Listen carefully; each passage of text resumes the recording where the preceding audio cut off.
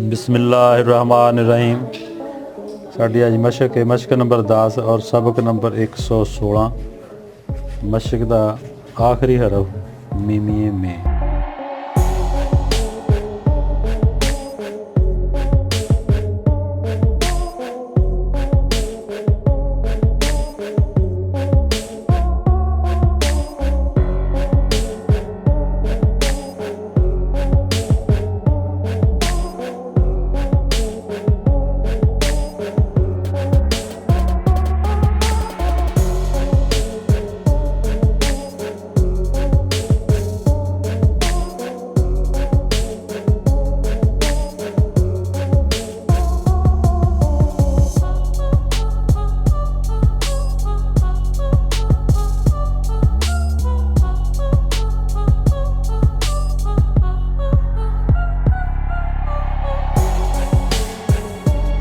कलम जी ना यार 45 के एंगल से रख के इतों शुरू होना ताकि फिर टेढ़ी जाएगी तो फिर शक्ल बननी है।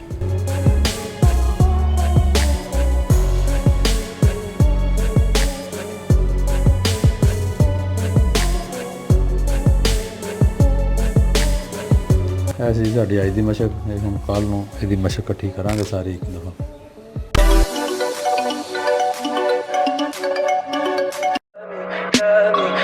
Pretty lies, look me in the face, tell me that you love me, even if it's